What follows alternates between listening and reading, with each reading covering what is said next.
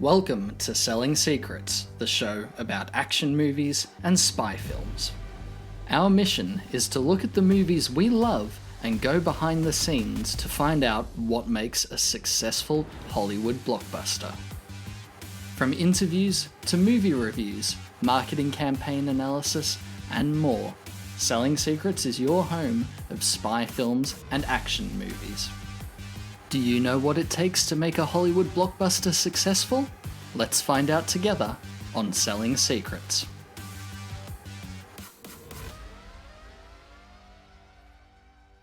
Hello and welcome to Season 2, Episode 3 of Selling Secrets. I'm your host, Josh Gay. Today's episode is an interview with Luke Taggart. Luke is one of the co-hosts of the Blunt Instruments podcast, a podcast which I've had the pleasure of being a guest on. He's also the creator of Bond's Apartment, an Instagram and YouTube channel which focuses on the lifestyle and sartorial aspects of the James Bond franchise. I had an absolute blast talking with Luke for today's episode, and I hope you enjoy. One thing before we get into the episode, we did have a couple of technical issues whilst recording. My internet was chopping in and out, so we used Luke's recording software on his end, and for some reason, every time I speak, it sounds like I'm unwrapping lollies. There's a little bit of a crackling, which is annoying. And funnily enough, halfway through recording as well, Luke realized that his microphone wasn't plugged in. So you'll get to a point about halfway through the episode where the quality of Luke's voice just increases dramatically. I did consider re-recording this episode because of these issues, but I found the conversation that we had so engaging and so interesting that I felt if we were to re-record, it would take away from that experience of having the conversation for the first time, because we'd almost be retreading what we'd already discussed. So please bear with me through this one. Quality's not as good as I would usually have it, but I hope you enjoy the conversation nonetheless. So without further ado, here's my interview with Luke Taggart, aka Bond's Apartment.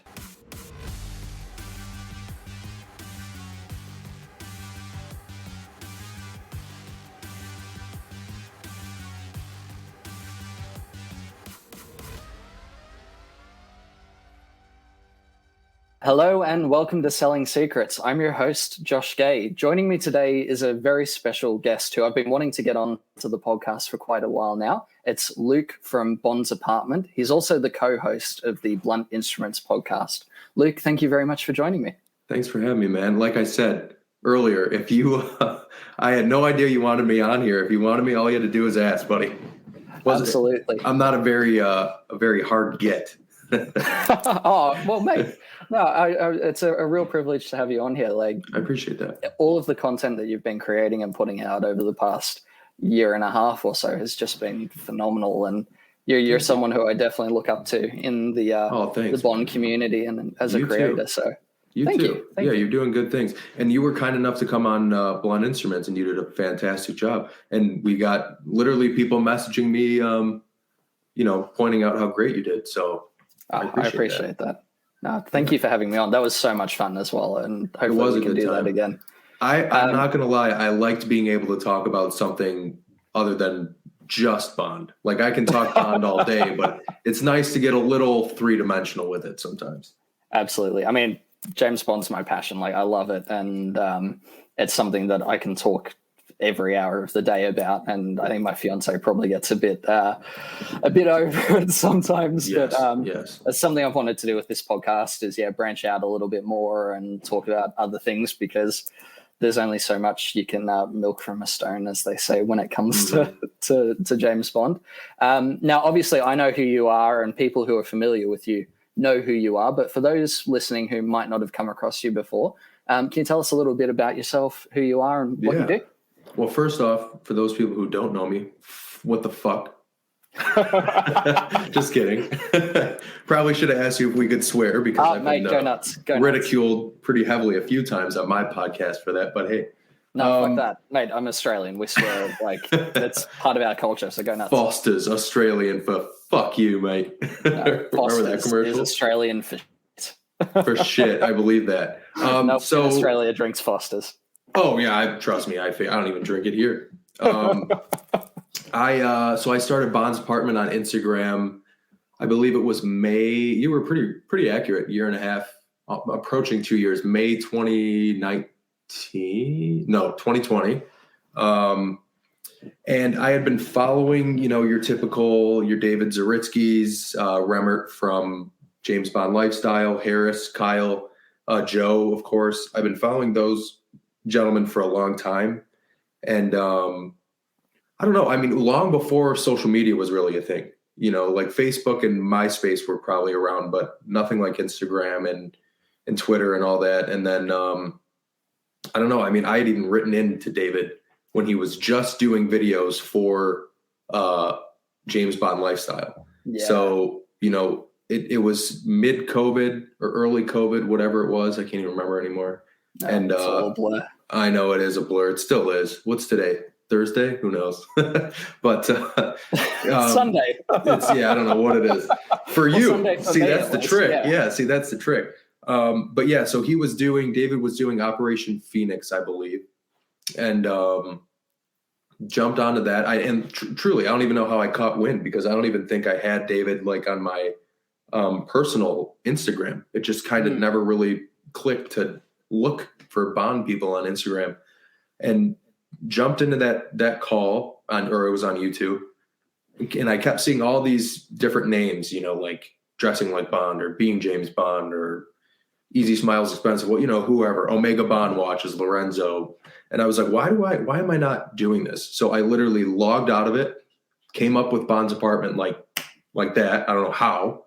And whether people, I appreciate that. Some people are probably like, it was probably pretty easy. It sucks. But came up with the name, made an email, and jumped back in.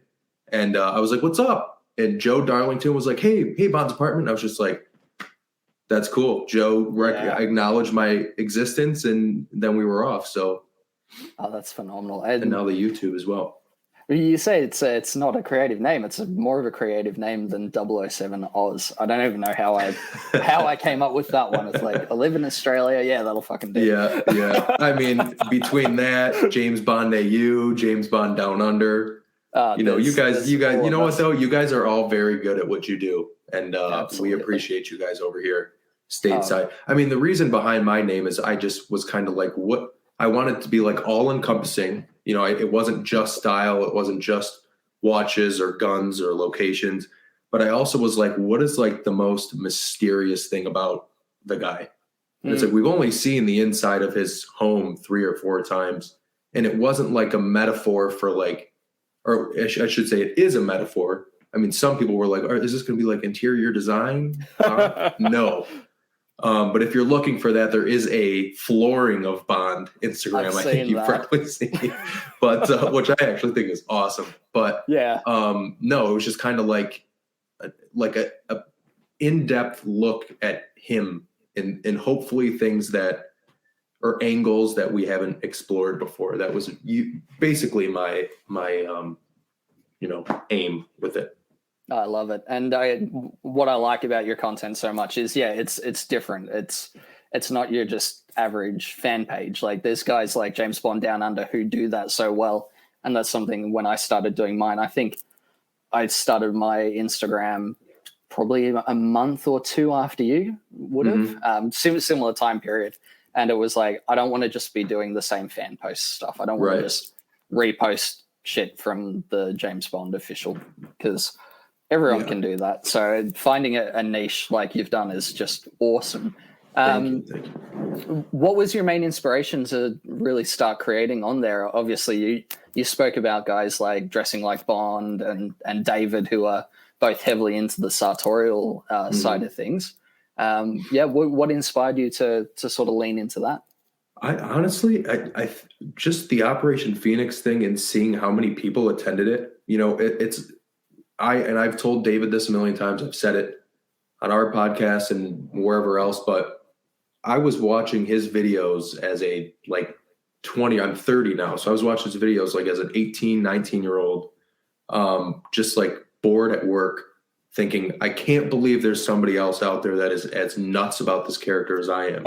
And then, of course, like as time went on and I mean, it got to the point where I'd be checking his, James Bond lifestyle or YouTube, and I'd be like, damn it, like, come on, guy, post something.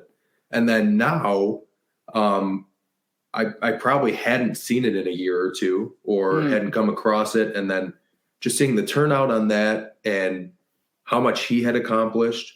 I mean, and even like someone like Joe Darlington's been doing his podcast for like 15 years. I didn't even know podcasts have been around that long. Truly, it was just like, why am I not a part of this? And being able to call all those guys friends now and yourself is just a huge bonus, That's so cool. And it's such a welcoming little community. I mean, as you can probably see behind me, I'm also a fan of every other nerd culture under the sun. Me too. Yeah.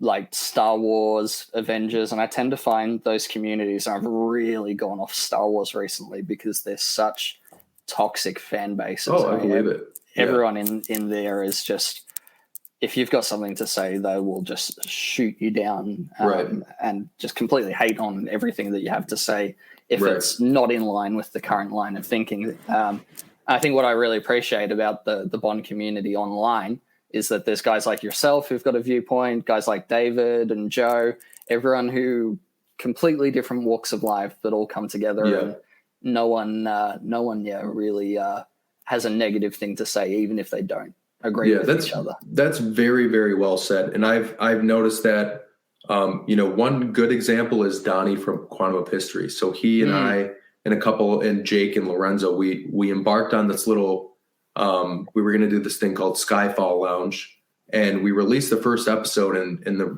the response wasn't that great. And then we all kind of rethought it. We were like, people aren't liking it. Some people kind of seemed like, there was all kinds of different criticisms of it. But I was like, you know what? Like, I don't even know if I really want to do it. Like, I kind of want to get in the YouTube thing, and, with the podcast and my account and YouTube, it's a lot. And I had a conversation with Donnie, and he's like, dude, like, nothing bothers me more than when people can't speak their minds without like losing a friend. He's like, you can tell me whatever. He's like, if you're upset, tell me. If you're mad, tell me. He's like, that's fine. Like, you and I are still buddies. We're still going to hang out.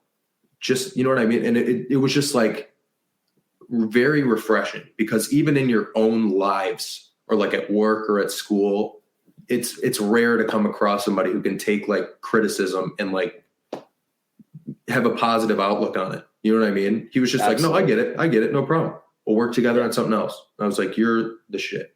Because I was like afraid. I was like, this guy's going to hate me. He's like, I don't care. He's a big dude. Like, he is huge. I took a picture with him. in at Gather All 2, and I will not post it unless it's his birthday, because I look like a petite, like premature woman next to him. So I was like, you will not see this picture. I look like dog shit. So if it's his birthday, I'll post it, but that's it. And then I'll delete it the next day. But yeah, like Donnie, obviously he's more, I won't get into politics of things, but I'd say he leans more to the right, whereas I lean more to the left. And listening to his different viewpoints and everything, I can appreciate where he comes from. Right. And it's not something where I go, oh, you believe in that, I hate you for it, and I'm going to shun you for everything you say. And I think we need more of that in the world. So yeah, I mean, that's a good example really cool. too, because I'm telling you, if you were to go on to his podcast and he were completely opposite the entire time, he would have nothing but respect and appreciation for it. And he'd be like, let's do it again next week. Like, this was great.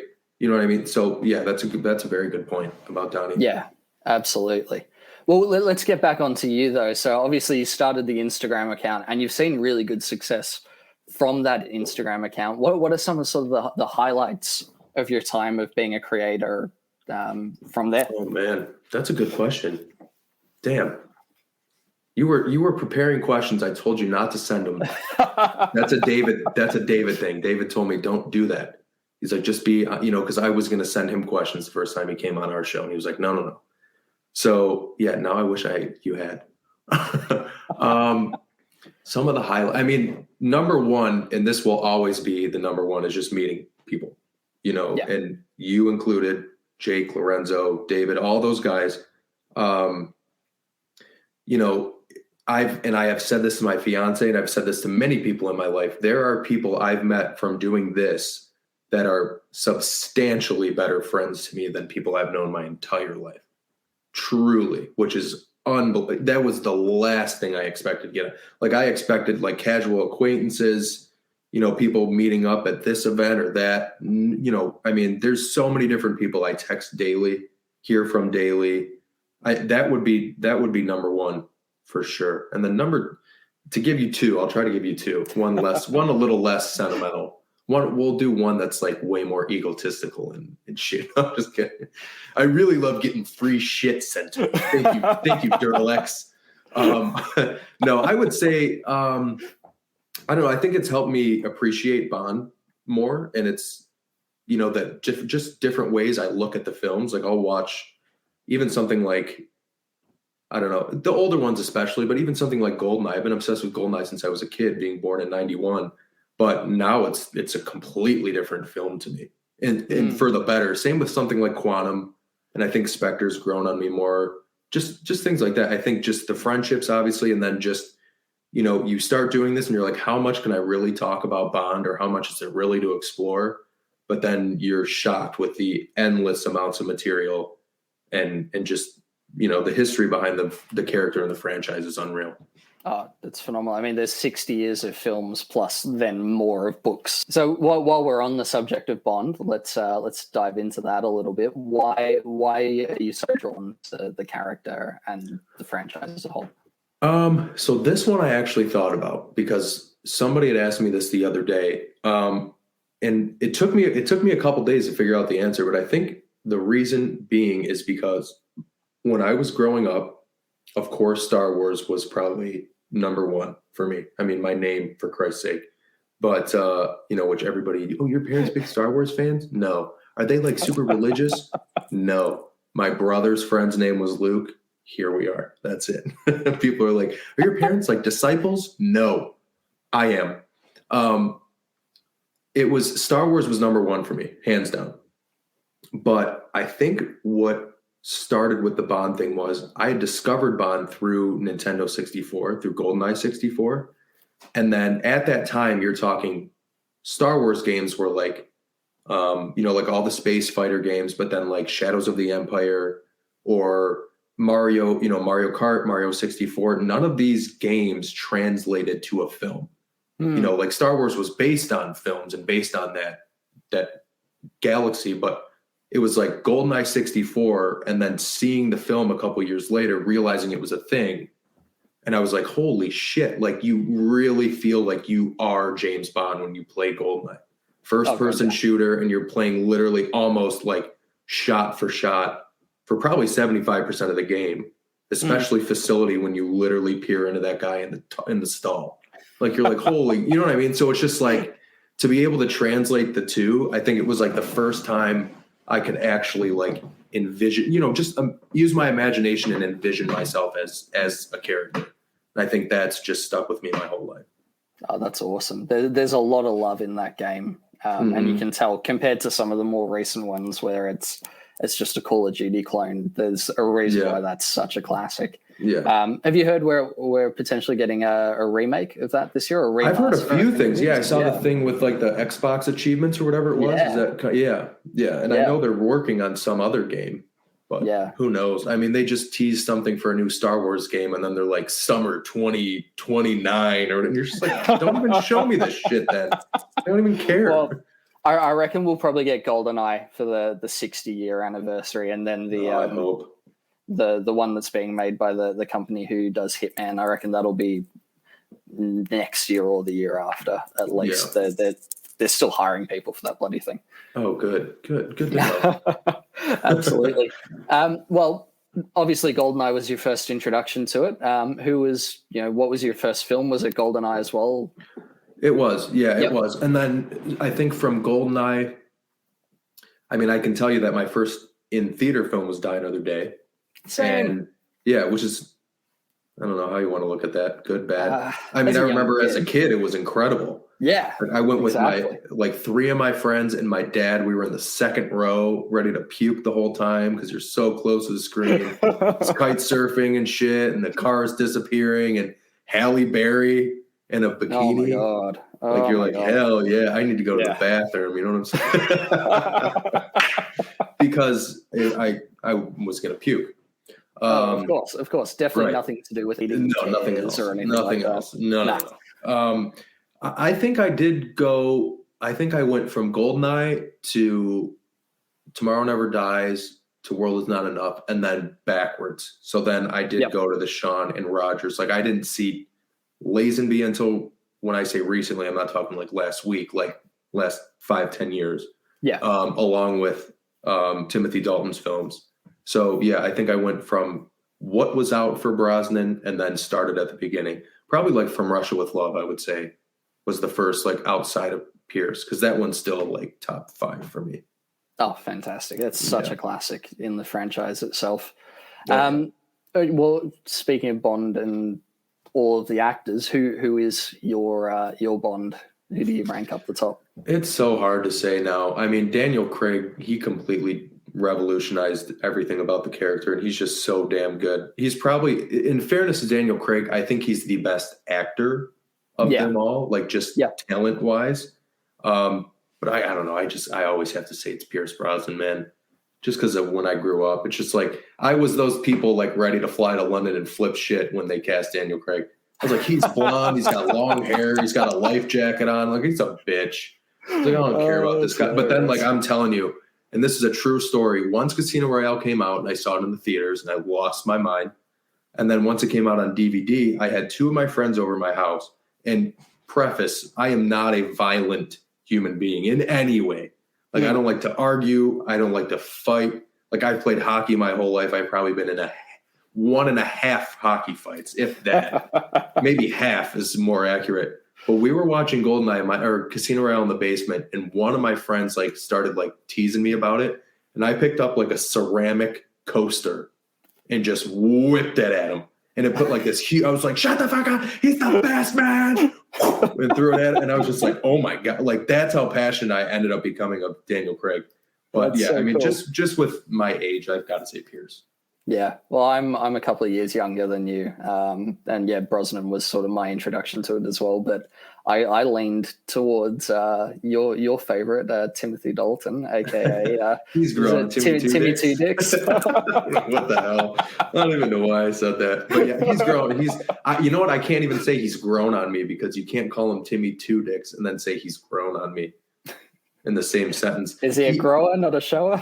I don't know. I feel like somebody like him is probably both. He's a scary dude. I will say, Living Daylights is very good. License to Kill is so to me. It's got its good parts. I mean, it's dark. It's very dark. Yeah. But yeah, he's gotten a lot better as well. Yes. Yeah. So let's get back to you, because I keep going off on tangents because I can just talk about Bond all day. Dude, I've got all day. So you mentioned that you started on YouTube. I went back and you started, and it was June of last year. What made you decide, right, I'm doing the Instagram thing now, I want to start making content on YouTube? Well, for starters, I had no idea it was already 6 months. So 7 months, basically. The YouTube thing, I think I was just kind of, the Bond fatigue thing is real. It's a real thing. I'm sure you've dealt with it. It's difficult sometimes to come up with content. And, there was like a string of like, I mean, for example, with Jake being one of our hosts, Jake started a new job. He had a baby. Then it was like Lorenzo and I was like, when it's just the two of us, or just like a combination, like, some episodes are really good and we really hit our stride, and some of them it's like maybe it'd be better if it was all 3 of us or whatever it may be. And then it was like, with No Time to Die, I really started collecting a lot more than I ever had, especially sartorial stuff. And I was like, I've always gravitated towards what David had been doing in Joe. And then like I started seeing people like Kelvin Dyson's YouTube channel is unbelievable. And I was like, I need to start doing this because, we're still working from home. We're still not necessarily locked down, but just it's like I had a lot of creative energy that it didn't seem to be right for the podcast thing or Instagram. It was just something else, not that it wasn't like, oh, I want to keep this for myself. Nothing like that. But it just like wasn't that. It wasn't like, oh, like I've got this great idea for a podcast. It was like, no, like I want to know, 5 ways to wear the NPL sweater like I did. Yeah. You can't talk about that. You got to show people that, and what better way to do that than something like YouTube? So, and then of course I've had very good mentors and people helping me with the YouTube. So it makes it a lot easier and less daunting. It's something that, I mean, my background is film production, and I've always wanted to do the YouTube thing, but man, I hate being on camera. That's why I do an audio podcast. It's really daunting. Either. Yeah, but you know what though? Like you said, this group of people is the most accepting. So I don't think anybody would give you a hard time about. And if they do, I just delete their comments. Yeah. Like this sucked. I'm like, did it? Gone. What else sucks? You. Yeah, exactly. And that's something I've learned very quickly is just delete and block. There's been a few people who I've butted heads with and I've gone, you're not worth the time and the energy. Has there been more than you thought or less? Less, definitely less. There's been one or two who were like just mental. I can't explain, just I've heard stupidity. About those. I'm sure Jake's probably filled you in on one of them, that's for sure. Yeah. But yeah, it's one of those things where you just move on. You've had some incredible mentors. I mean, obviously David, he's such a generous guy. He's so busy with his own stuff. But you seem to really hit it off with David, and the content that you guys make together is phenomenal whenever he's on the show or you're having a chat. Just nothing but respect for what you're doing. You're a man of many talents. You're an Instagram creator in terms of pictures and images. You're a video creator for the YouTube thing, but you're also the co-host of the Blunt Instruments podcast, as we've mentioned already, alongside Lorenzo and Jake. How did that start off? That's a really good story, actually. So pretty quickly into doing, I think maybe, I want to say we started the podcast August and I started the page in May. It's only a few months. And I was like, should I put a poll up? And I was like, it's funny to think about. I put a poll on my Instagram and said, should I do YouTube or a podcast? Everybody chose YouTube. And I was like, fuck you, podcast it is.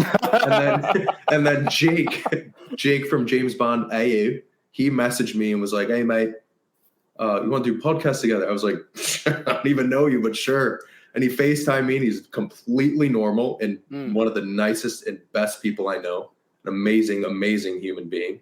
And that was it. We came up with the name really fast. And I don't know. I mean, we immediately had some great guests on too. Like we had Lorenzo on really quickly. Donnie was on.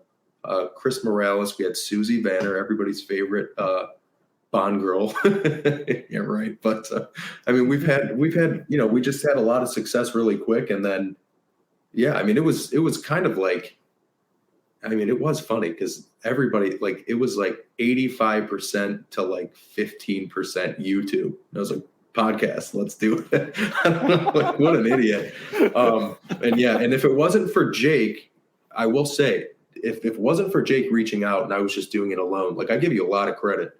Because if I was doing it alone, I mean, it's easier to schedule things when you do it alone. I can tell you that much, especially when you've got 3 different time zones worked with in 2 different countries. But I don't know. You have like an obligation to the 2 of them. I have an obligation to those guys. And if we all commit to a certain time and one of us can't come, we have an understanding where 2 of the 3 can do it, as long as it's 2 of the 3, any combination. And I don't know. I think it just kind of keeps me honest. You know what I mean? Absolutely. Yeah, that's one thing I struggle with. This is definitely, if there's a setback or anything like that, the motivation to push forward and keep going. Right. So it's a blessing in a way, because all I have to do is worry about getting the bloody thing out. But at the same time, it's it's a challenge not to have someone sitting there and riding on your shoulder going, hey, we're doing this thing. Yeah. Let me ask you, when you've reached out to somebody to do it and they've said no, what kind of, or has that happened? I should start with, have you reached out and they're just like, no? So I haven't had anyone say no yet. Nice. I have. Yeah, which is it's. I mean, look. To be fair, I've only really recently started reaching out. I had David Lowbridge Ellis from the License to Queer website and Instagram on, and I actually asked Calvin and him to do it together, but Calvin decided he didn't want to come on for that episode because he didn't feel like he could talk to it as well as David could. And I didn't take that badly. It was just, look, I really appreciate it. But Calvin is actually going to come on very soon as well. We're going to talk more movies rather than that side of things. So I haven't ever had someone say no, which is good. It's just one of those things of rejection is a part of life. Yeah, I was going to say, I mean, there goes my question, because we've had people say no. But now it's like, now that we've had some success, they're like, hey, I'm ready to come on. I'm like,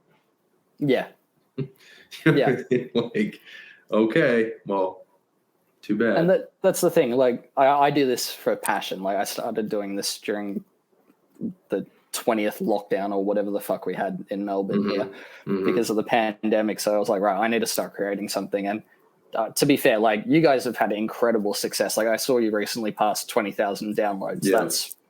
That's massive. Yeah, thank you. Congratulations for that, because I mean, you guys have put in a lot of work and created something really, really cool. I don't get anywhere near that at all. I mean, in fairness, though, I saw a podcast that's only been out for like 3 months, just hit 10,000, and we had 20,000 in like a year and a half. So it's kind of like, it's all relative, you know? Yeah, exactly. And it's true. Like, and we can look on the podcast, you know, like the hosting website, and you see like a lot of the David videos do substantially better than, of course, you know, if it's just like Lorenzo and I talking about, you know, things we hate or something. You know, it's like, so, you know, it's once you really get going and start having, you know, a lot of guests on, it'll creep on up. Oh God, yeah, exactly. And that's the thing. And I appreciate everyone who comes on, because I'm such a little creator, and personally, I don't look at the numbers. I just do this for the fun of it and do it for the passion of it. Yeah, exactly. You know, I'm not Joe Rogan, so I'm not going to take offense to someone saying no. Right. It's just good fun, and I appreciate everyone who has come on and people who've reached out and said, hey, I'd love to have a chat with you. And, you know, and people like David Zaritsky, who, after I came on Blunt Instruments, who, you know, sent me a message and said, I loved the episode that you were on with the guys.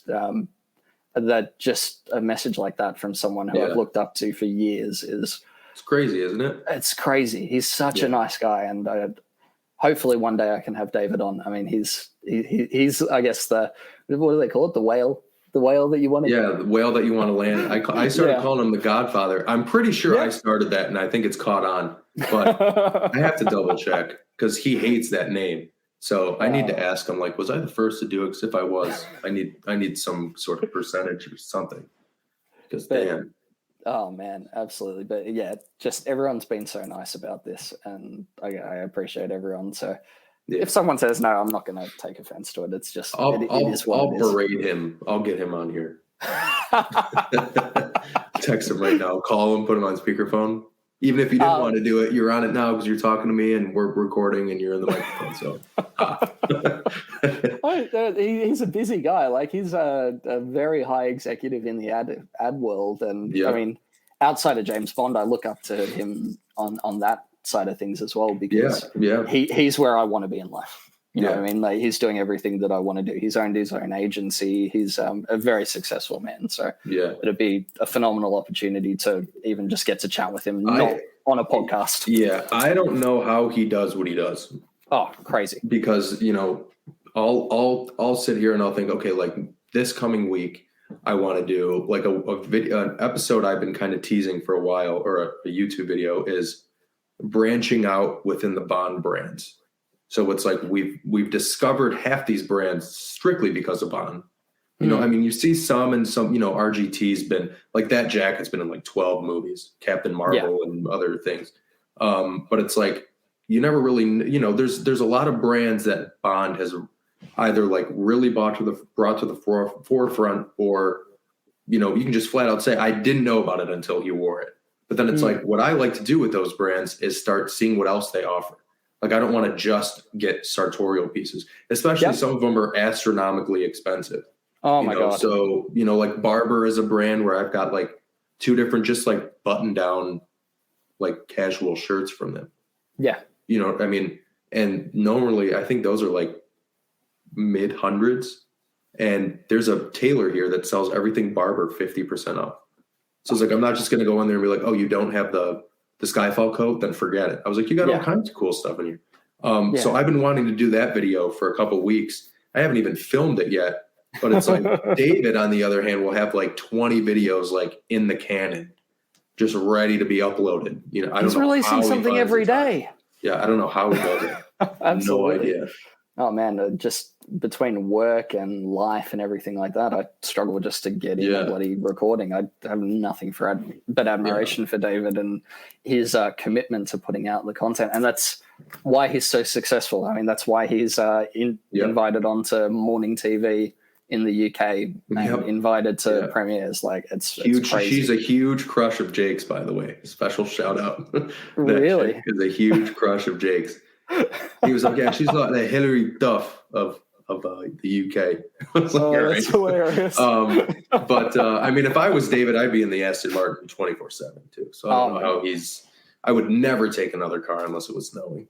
Oh man, that car is absolutely gorgeous. And to think that because of where he lives, that thing's kept in a garage for half of its life, because otherwise it'll end up covered in rust from the snow and the salt. It's it's terrible. Yeah. It's scary. Speaking of like clothing items and all that sort of stuff, I was listening to an episode that you recently put out of Blunt Instruments where Lorenzo and yourself, you interviewed your partners.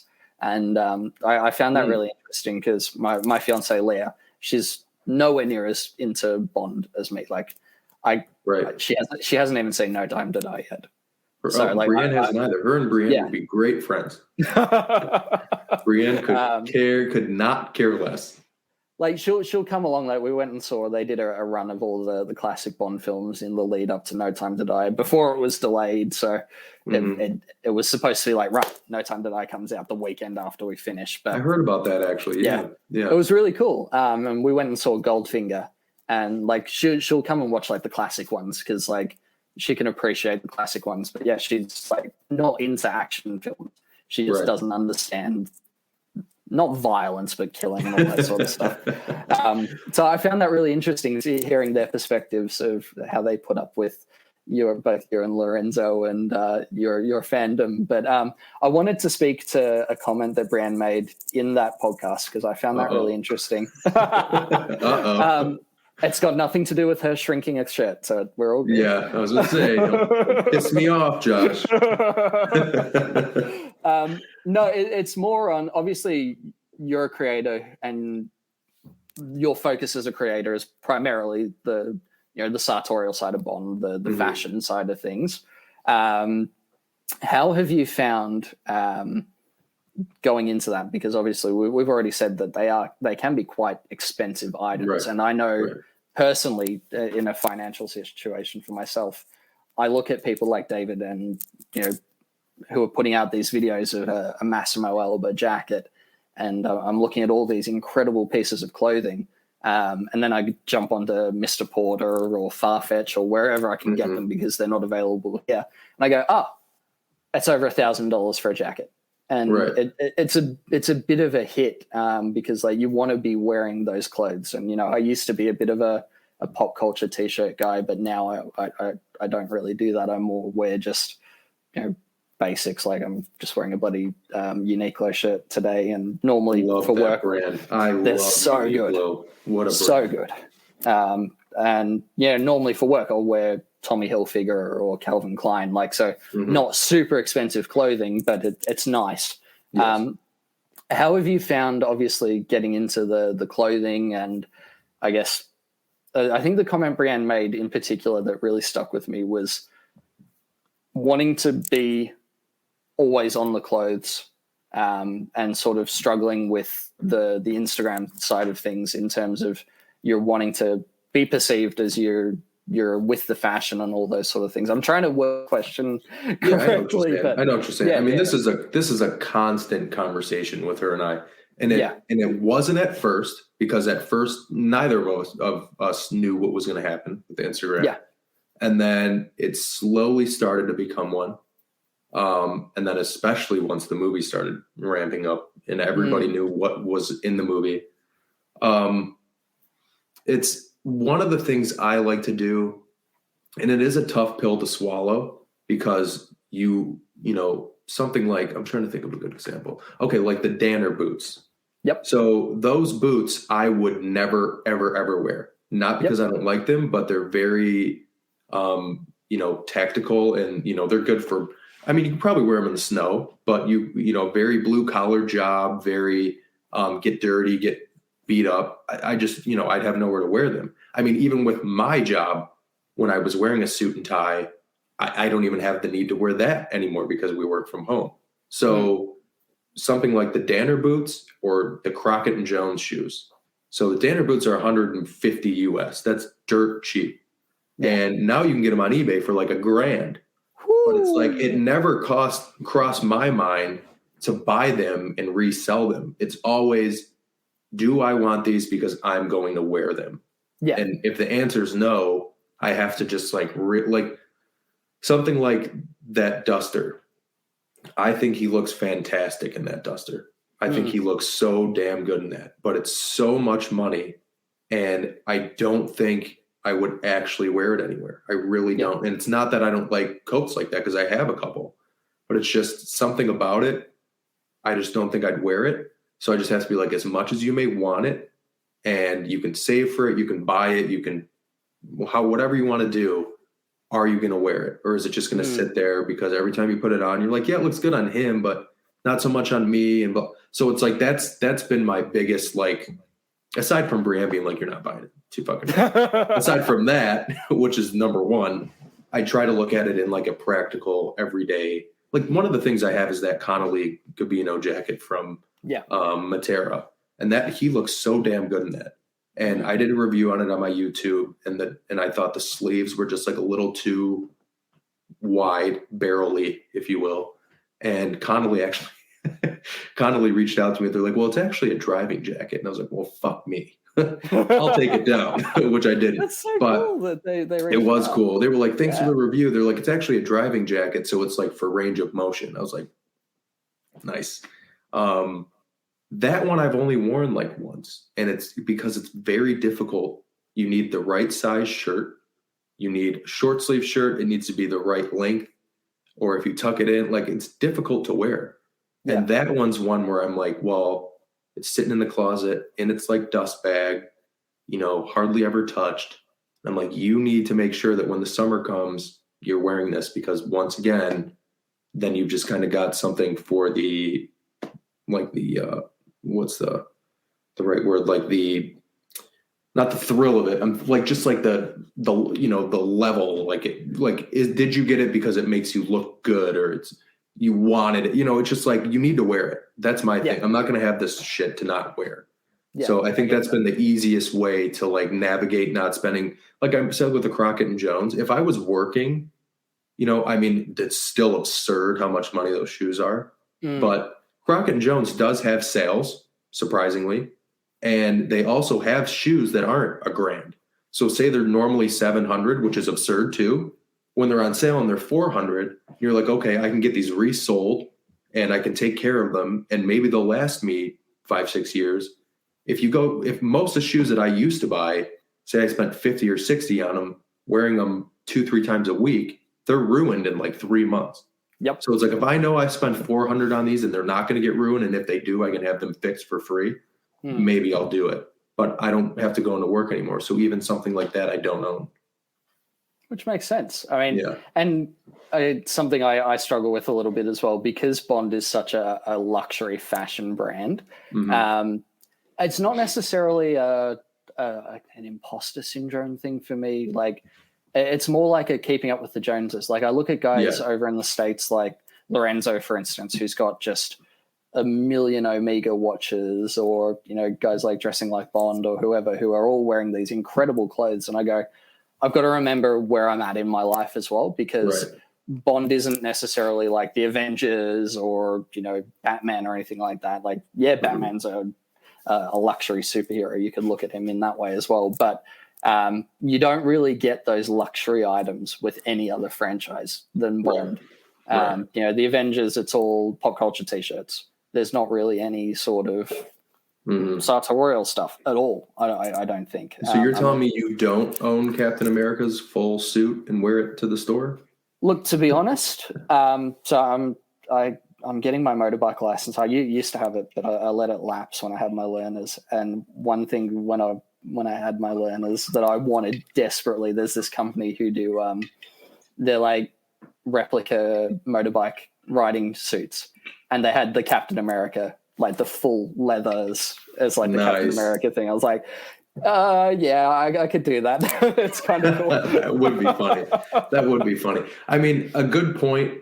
My fiance, I think she made it on the episode, but it's something she says to me in person all the time, is you just don't know other people's financial situations. Yeah. And also, like, if you're only buying things to impress people, then you've got deeper issues. And but it is very human to want to do that. Oh, to want to be accepted and things like that. But, you've said it yourself. I've said it. Everybody says it. As much as you may even try not to bring up David, you always tend to. I bring him up. I'm not saying you, just in general. But it's like, you want to talk about somebody who doesn't give a shit what you own. Are you a good person?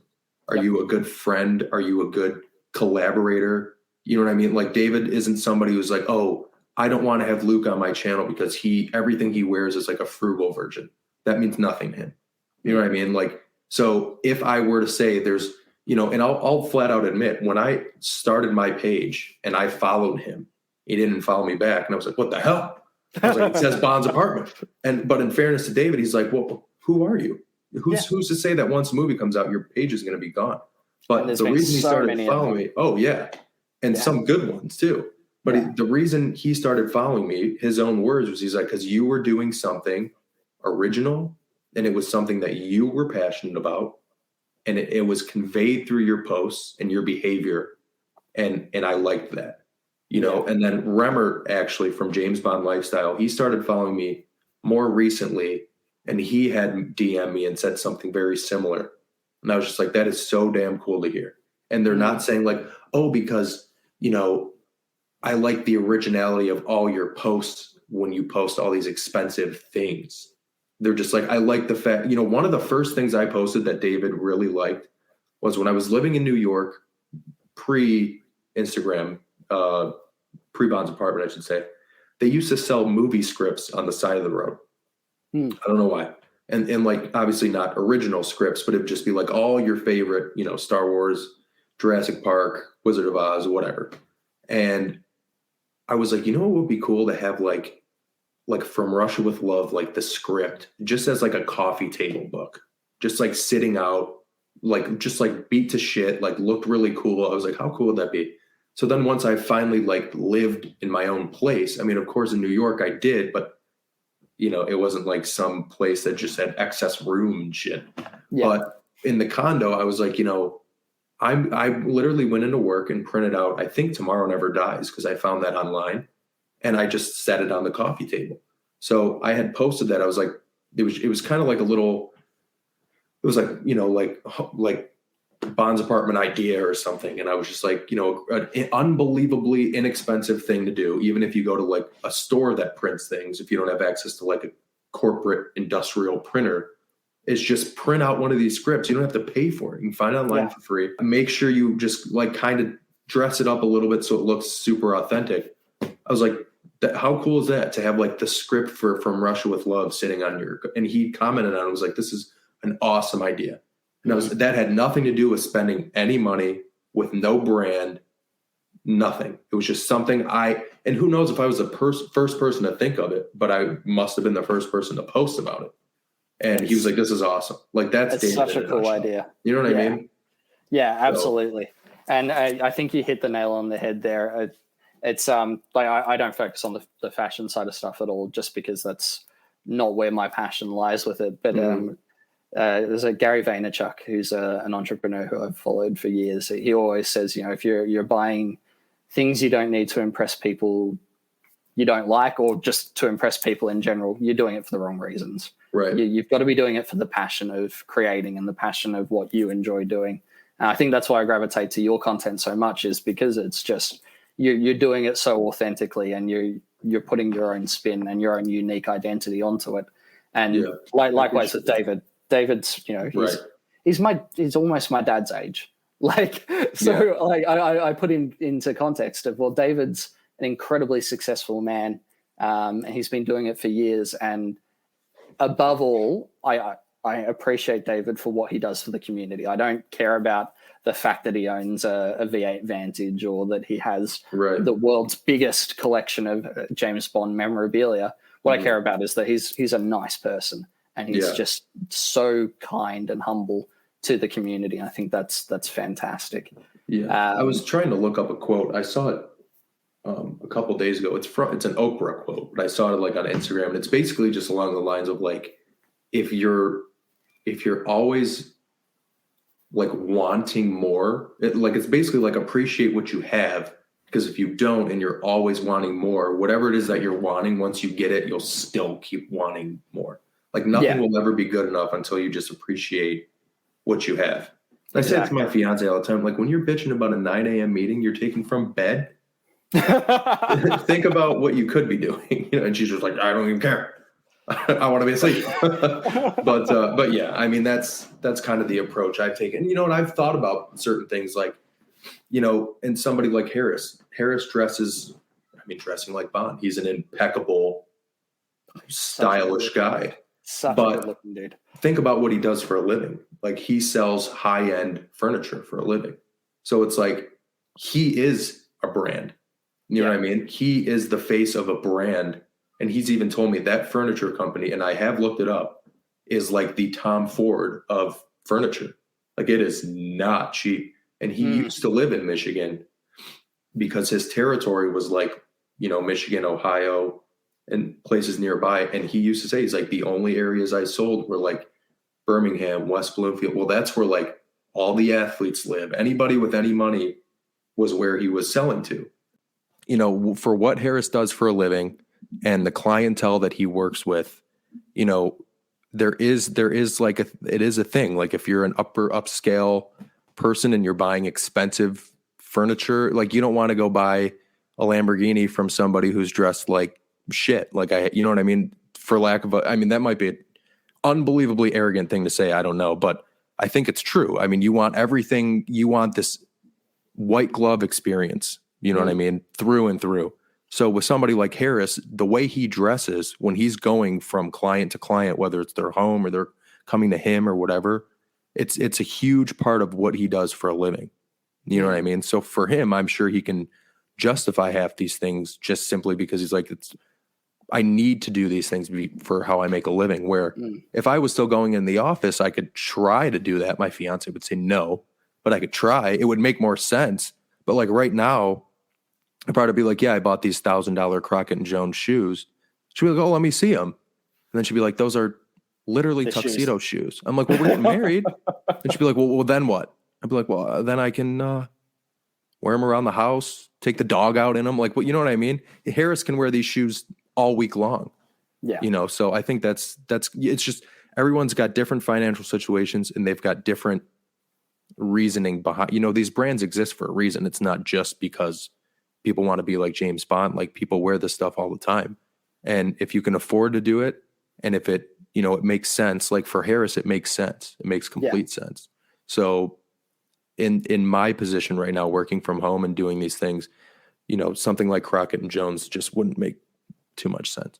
Yeah, I feel that. And for Harris, it's not just a uniform for him as well. That is who he is.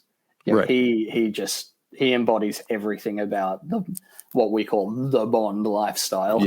Yeah. And something he does too is he does branch out within these brands. It's not just it's not like a cosplay thing for him. Yeah. Bond has introduced him to brands, and more than probably anybody, he's done his homework on these brands. He's dressing like Bond. The guy can tell you anything you want to know about these brands. And, if he'd be like, yeah, Turnbull and asshole, Turnbull and asshole. Turnbull, he could say something like, yeah, Turnbull and Asser, they make the best ties, but I really don't like their shirts. But because he's worn them, he's bought them, he's, you know what I mean? He's sweating them. It's not just like, oh, Bond wore it, so I bought it, and it's great. He's worn it, he's tried it, and he can say like, yeah, maybe Bond wore it, but I'm not that big a fan, or vice versa. Yeah. So I think if that makes sense. Cool. Yeah, definitely. Speaking of brands, are there any particular brands that you would want to see come into Bond that haven't been around before? I know one for me personally, I'd love to see him wearing Oakley's, or I'd love to see him back driving. Okay. Yeah, I reckon. Yeah. Oh, not Oakley's. Why did I say Oakley's? Jesus Christ. Oakley's are like drug dealer sunnies. I meant to say Ray-Bans. Oh, my God. I was going to say. No, it's like I'd like to see him in white Oakley's. He's got meth dealer sunnies drinking on. a Bud Light. Like, holy shit. Ray-Bans. No, Ray-Ban. Ray-Bans. Yeah. I'd love to see him back driving, a Lotus or something like that. But are there any particular brands that haven't been in Bond that you would love to see come across? Well, one that sticks out is it's kind of cheating because it has been, but very briefly. I'd like to see him wear All Saints. Yeah. Just because I like their clothes and I mean, Bond is kind of like a basics thing, not when it comes to suits and stuff, but like he's not wearing, graphic T-shirts. He's not wearing. There's no logos on anything. That's one. All Saints does have a lot of logo stuff with their little ram skull or whatever they call it, but they also do not. They have both. But he's worn like the jeans or whatever those were, but in Skyfall, but probably them. And then I don't know, John Varvatos could be cool to see them come back a little more. But like a brand that he hasn't worn at all. And you know what though? I think there was one like on the just like tip of my tongue, and I can't think of who it was. I mean, there's so many. There's so many that he could do, but I don't know, man. Yeah. I think one for me personally, and they've become a real luxury brand. I'd love to see him wearing R.M. Williams boots. I think that would fit really well with that sort of semi-luxury style of things. With white Oakleys. Shooting up with like a green lens. Oh my God. Oh, dude, I just still can't believe we've done 45 minutes of this with my freaking microphone in my face, but not even on. Hopefully that's not actually the case. Hopefully it just sounded weird. Nah, it'll be all right. We'll be all good. At least my internet hasn't cut out. I mean, I was recording with Roland Hume the other day, and my internet was just being an absolute pain in the ass. So I finally got really glad him in person too. He's a super nice guy. Lovely guy. Yeah, we had a really good chat. Guy. Yeah. One other question I had for you, Bond as a whole, and this is a complaint that I've had a lot, and I posted something on my Instagram the other day, the 007 store. I tend to really struggle with let's say not the collectibles, but just any merch that the 007 store puts out. I really feel like they miss the mark on their fan base, or they're only sort of going towards, one side of things, like the luxury or the older fans. Like they'll put out a $20,000 fucking lighter. Like who the fuck is going to buy that? Oh, I have two. Well, fuck you then. I actually lost one. I fell down a sewer the other day. I don't know where it is. Okay, so your fiance didn't put it in the washing machine. Nope. But like they'll put out, and I appreciate the history of the teddy bear, but like you look at brands and film franchises like, you look at the Avengers, you look at Star Wars, they have all this really cool collectible stuff, or they seem to be so more heavily embedded in pop culture. And I don't know whether maybe that's because they are more skewed to a younger audience and Bond is skewed to an older audience. But I remember when growing up as a kid, like I'm 27 at the minute, born in 94. Not only were there the games, but there was so much more Bond memorabilia and collectibles. You had the Action Man figurines and all these different things that came out. Is there anything that you'd want to see the Bond store come out with that bit more geared towards the fans rather than it just being, here's a partnership with some fashion brand that no one's ever heard of, and they'll do a $200 t-shirt that's got 007 on it. Yeah. No, I like what they do. Yep. Kidding. No, I'm right there with you. Okay, because and I don't know if we actually told the story when you were on the podcast, but I remember going to the airport as a kid when Die Another Day was out, and even in the airport in Detroit, they were selling all the model cars with all the gadgets, and it was the Jaguar, the T-Bird, and the Aston Martin. And even that, like if you go to any of the store, like Target, I don't know if you guys have Target over there. I'm sure you probably heard of Target at least. We have Target. It's slightly different. Yeah. So Target, any of your department stores, any of your stores like that, when you were a kid or when we were kids, you could find something. Yeah. And now it's like only the Johnny Lightning cars. And Hot even Wheels. Even that there's like maybe 3. Yeah. And like I'm telling you right now, if I were to get in the car and drive to the Target that's a mile down the road, because we go there all the time, they don't have any of the little mini cars. They do have No Time to Die. They may have the vinyl, but that's it. So it's like you don't appeal to kids at all, like whatsoever. And I think that's a huge misfire because, I mean, like GoldenEye is the reason I'm doing any of this, like video game. So it's like appeal to kids a little more. I mean, I made a comment a long time ago on the podcast and I got roasted for it because it kind of came out wrong. But I basically was like, why doesn't like Bond like pair up with like McDonald's for like an advertising thing? And everyone was like, well, McDonald's. I was like, I get it. And I was like, it doesn't need to be McDonald's. But I was like, like you could win through McDonald's, like Iron Man's Audi. Like, all, what I mean? I was like, you've got the biggest franchise in the world, and you can't even look any way without seeing them, whether it's McDonald's, Target, JCPenney, a car wash, a friggin' church, like it's everywhere. And it's like with Bond, you have to hunt it down. You absolutely have to hunt it down. And and the teddy bear thing, man. At least it's not like $4,000. I was surprised. Yeah, mental. I know there's a bit of history behind it and all that sort of stuff, but it's crazy. And to think that as well, like, was it Tomorrow Never Dies? I was reading recently that entire film was funded. Their entire production budget was funded by brand partnerships. Yeah, mental. Which is nuts. And like now they don't do that and they go into financial. And I wonder if like Marvel doesn't need it. I mean, there's probably people knocking down Marvel's door to be in the films or endorse the films, whether it's Coca-Cola to Audi to, I think now they're doing like Hyundai or whoever.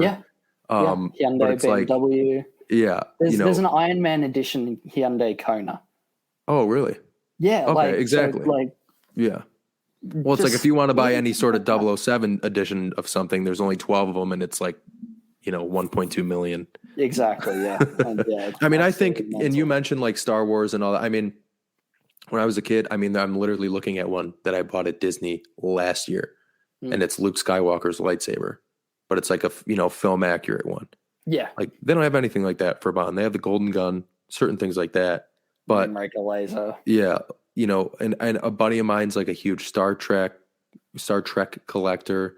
And like the phasers and all these different things, even from way back when, even the Bond toys, like from the 60s and 70s, there wasn't that many. Some of them weren't even technically Bond branded. They were like, 00 or like 07 instead of 007. You know what I mean? Just like kind of knockoffs, but they were supposed. It's just like they've missed the mark with a lot of things. There's a lot of gadgets that kids would enjoy. Oh god, yeah. And I'll probably get a lot of hate for this, but why the fuck haven't they gone into Fortnite? Yeah. Like they did the thing with what's the car soccer game? I always forget the name of it. They did that with the Aston Martin, but that game's that's long dead. Like no one really plays that. And you look at everyone, and Marvel are just geniuses when it comes to brand partnerships. Like they're in they had the whole bloody season of Fortnite. The Avengers thing, right? Which is and nuts. You've got John Wick in there, and all these different like characters, and you go, Yeah, I could see that, and Bond could do so much more with it. I understand that Barbara and Michael don't want to necessarily have Bond in just bang bang shoot 'em up games anymore because they feel like it's not who Bond is, and I'll agree with that. But there's definitely they still need to move towards bringing in a younger audience, especially with the next film coming out, right. because there's only so long that your old man fans are going to be around, and you want your franchise to keep going. You got to do it somehow, right? I mean, it's like Jason Bourne comes out and they drop Pierce and move to Daniel Craig because now you've got a low budget, unbelievably realistic film that everybody's obsessed with. And then you're spending $300 million to kite surf and it's just not going to work anymore. So it's like, you can do it with that, because you're trying to stay relevant, but there's other ways you need to continue your relevancy. It's not just, you know what I mean? So correct. Kids, and man, kids are huge. Like you really need to appeal to kids. God, yeah. I mean, and look, okay, it's an M-rated movie and all that sort of stuff. So do you really want to be advertising to kids? Yes, you fucking do. Yes, you do, because no matter what, mum and dad are going to take the kid to see it. Right. I was young when I went and saw Die Another Day. Yeah, and me too. Yeah, me too. Like, that was my introduction to Bond in cinema. And it's just one of those things of, if you're not going to get those audiences coming in, you're going to be missing out on a huge slice of the pie. Yeah, so, I think they're going to lose the whole. I think, for younger fans now, it's more so the main way you're going to get them is like my dad watched them and we watched them together, and which is fantastic. But they're organically, it's I think it's not as much.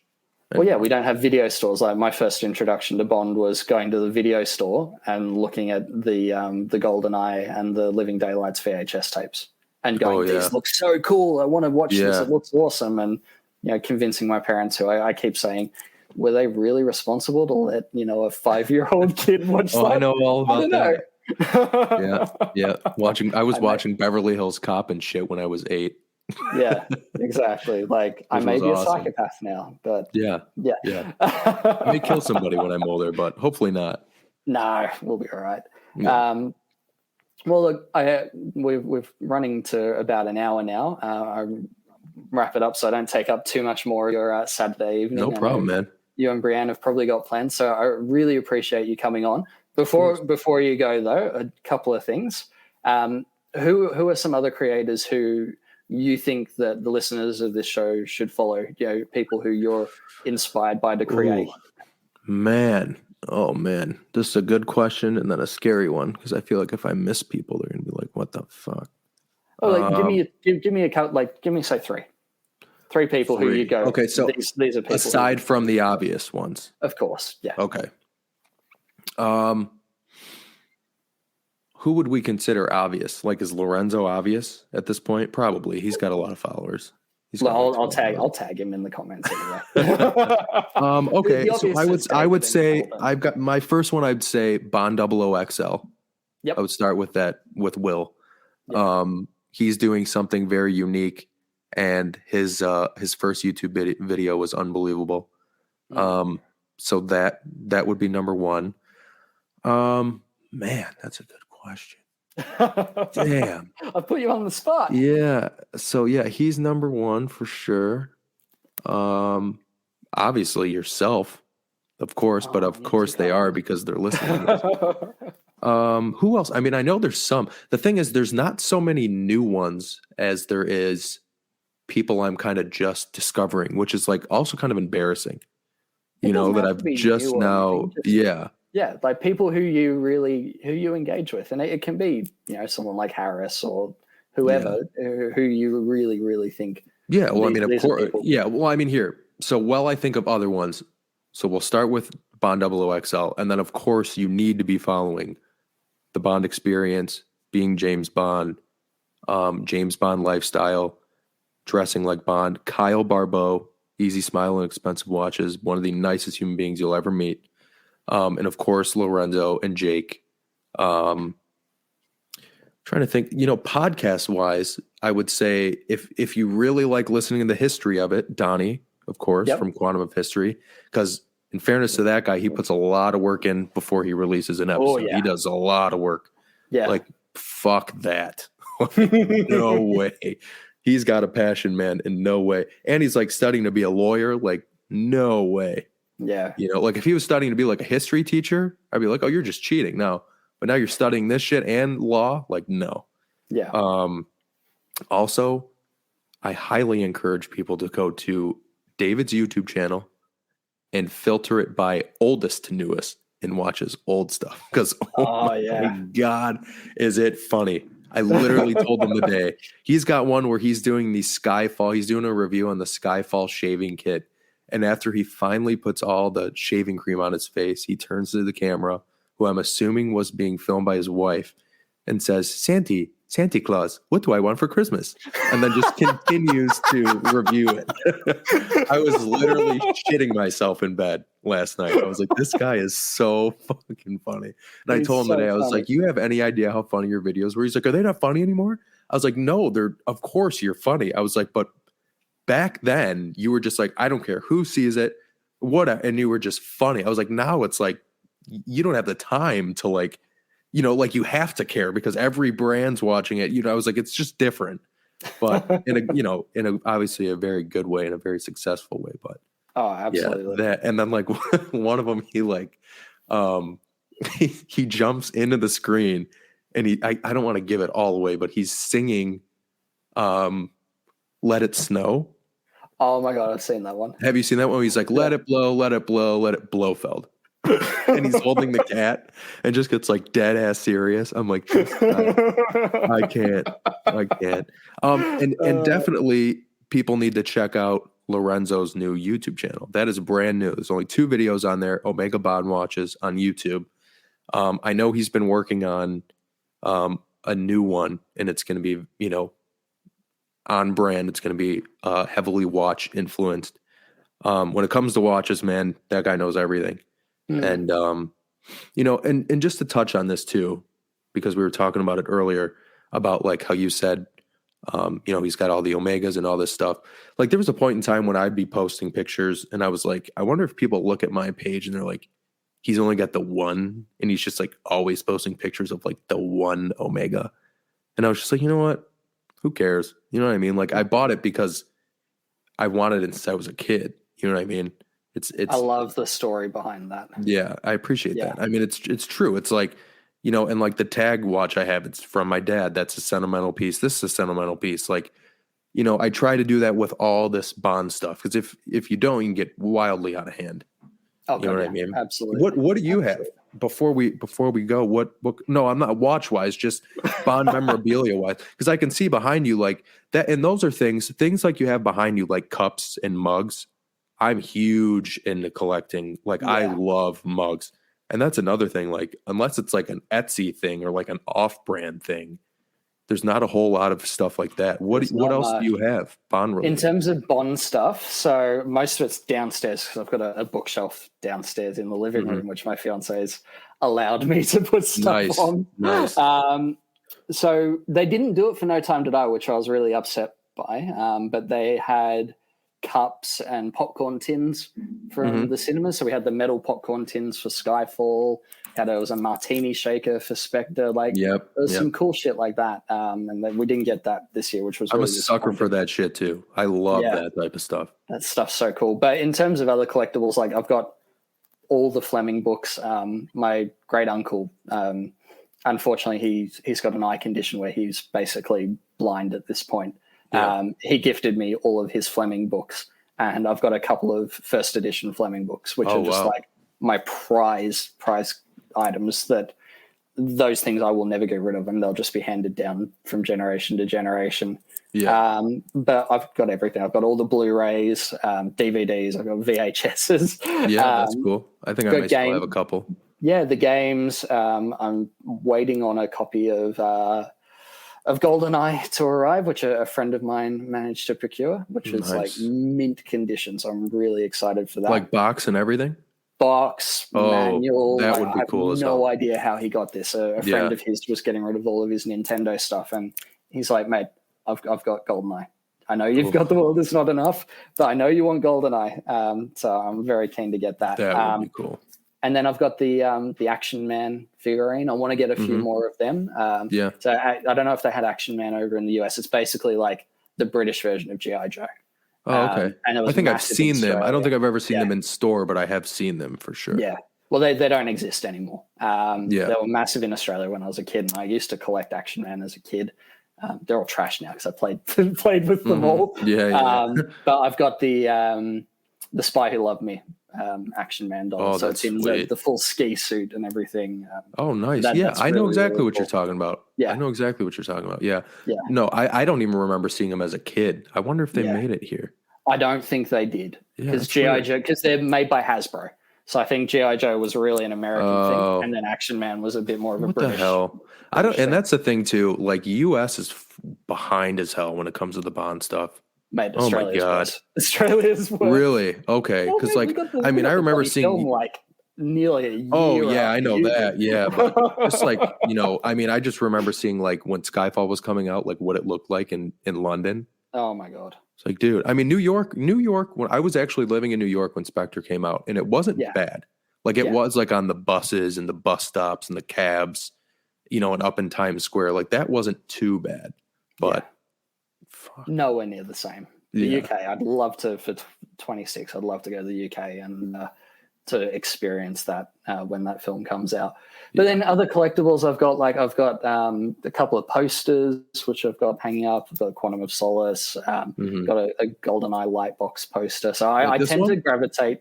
No, the Quantum one, it's a Blu-ray one. I'll grab it. There, it's like a little A3 poster, which when I used to work at a video store, I collected that. My cousin moved to Oregon a couple of years ago, and when he left, he and I went to my grandparents' house. We put a lot of his stuff in their basement, and then he and his wife moved back to Michigan, like I don't know, maybe August or something this year or last year, and over Christmas, I think Christmas Day, we were all there for obviously Christmas. And we went down in the basement, we're going through these boxes, and he whips out like 10 different like laser discs from the 70s or whatever of Bond films. That's so cool. I'm taking all these pictures. He's like, if any of them go missing, I know where they are. I was like, hey, if you were a good fucking cousin, you'd be giving me all this shit because you're never going to use them. You're never going to put them on display. And they're mine. So, that was cool. Like a buddy of mine gave me Goldfinger on, the vinyl of Goldfinger. And as far as that aside from some of the books I have, those are like, I have that and like 4 books. But other than that, nothing is like more than like maybe 5 years old. Like I've got a book, The World of Bond or whatever. And that was a Costco book. The DK books. Have you got any of those? Yes, where it was that like one. When Brosnan came out, they were so cool. That's the one. Yeah, I've got like 3 of them, and like the Greg Williams photography books. I've got a couple of those as well. Oh, nice. Those aren't cheap. The Die Another Day one I picked up online for like $10, which was just a steal. And Quantum of Solace I found as well. But then like I can see behind you, you've got the Sean Longmore artwork, and I've got those as well. I need to get them framed. I've got the Billy's Bond art, his calendar. Like, I've got some of his stuff. I love like supporting the creators in the community, and me too. Guys like Sean and Billy are just putting out some. Oh yeah, like stuff. These are some of my. Those are the Sean things are some of my favorite, and Billy, like, I've got. I like to call her Apollo Creed from A View to a Kill because she looks like Apollo Creed. I've got that, and I've got the Day of the Dead thing, and then Jake actually gifted me for my birthday last year. The Skyfall one that Billy did, all framed, but just trying to find the best place to put them. Tell me about it. Yeah, it's a pain. The problem with the study I'm in at the minute, where it's like a triangle roof house, so I can't put any posters up in here because the walls are like not even 4 foot high, and then it starts slanting. So everything, all of my posters are in. It's got character rooms. Though. That got character. I love rooms like that. Yeah. Other than that, that's really it. That's a lot of No Time to Die shit. So I'm going to start working on some GoldenEye stuff coming up. I want to try to get something from GoldenEye. eBay will be your best friend and your worst nightmare. My best friend, my fiance's worst nightmare. There's always that as well. I'll agree. Maybe I should have waited on the joint bank account move for another couple of years. Yeah, we've just done the same thing. And Leah goes, "Hey, the fuck did you buy off eBay? What's at the post office?" And I go, "Oh, yeah. I bought a puzzle, which is all the James Bond posters." "Oh, really? Why didn't you tell me?" It was only $10. Yeah. Why does it say you sent a David $290? That must have been an accident. I don't know who that is. God forbid. Well, we'll wrap it up here. I really appreciate you coming on the show. Lastly, where can everyone find you online and follow you? Yeah, so Bond's Apartment on Instagram, Blunt Instruments also on Instagram, and that's the podcast. And then I'm on Bond's Apartment on technically Twitter, but that's very rare. And I'd say most importantly, Bond's Apartment on YouTube now. Yeah. And all the links will be in the show notes as well. So I highly recommend everyone follow Luke. Luke, thank you again for coming on. I really appreciate it, mate. And I hope to have you on in the future as well. Dude, I'm ready tomorrow. Let's do it again. Part 2. Done. Sounds good. Microphone working and all. Thanks for having me. Cheers, mate. Thanks, man.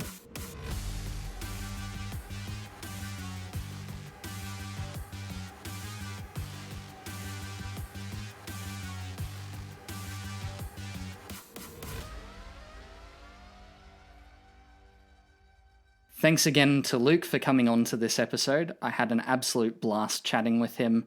You can find all of the topics and accounts that we discussed in the show notes. Apologies again about the quality of the audio on this one. I promise next week's episode is remarkably better. Thank you for listening to Selling Secrets. I'm your host, Josh Gay. You can find us on social media, on Instagram at Selling Secrets Pod, and on Facebook if you just search in Selling Secrets Podcast. You can find me on Instagram at 007Oz, which is at 007AUS. I'd love to hear your feedback on this episode. If you want to reach out to us on social media, feel free to drop a comment on one of the posts about this episode.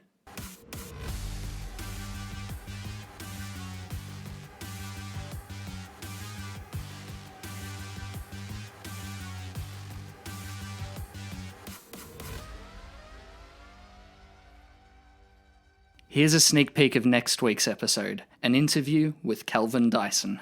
Well, at the time when I was starting up the channel, it was either going to be James Bond or Alfred Hitchcock or maybe Laurel and Hardy, my 3 sort of specialist subjects at the time, and kind of thinking, well, there's going to be more Bond films. There's never going to be another Alfred Hitchcock directed film, and there's never going to be another Laurel and Hardy film. So it felt like, okay, well, this is something that as long as they keep making them, there isn't an end to it for me, because it's like when you get to the end of talking about all the Alfred Hitchcock films, there's nothing else to really do with it.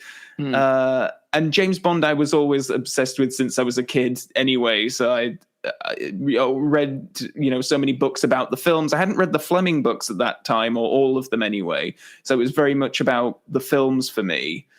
But yeah, so it was just about feeling like, oh, I've got all this kind of knowledge about the series, though I don't like to qualify myself as a James Bond expert, because I know there's many people out there who can, tell you all kinds of details about the films that I certainly can't. But I certainly had enthusiasm for it. And again, just opinions that I wanted to get out into the world somehow, and I didn't live in a house with people who were as big Bond geeks as I am, or know anyone who was as big a Bond geek as I was, so it just felt like, okay, this is a soapbox where I can actually do this.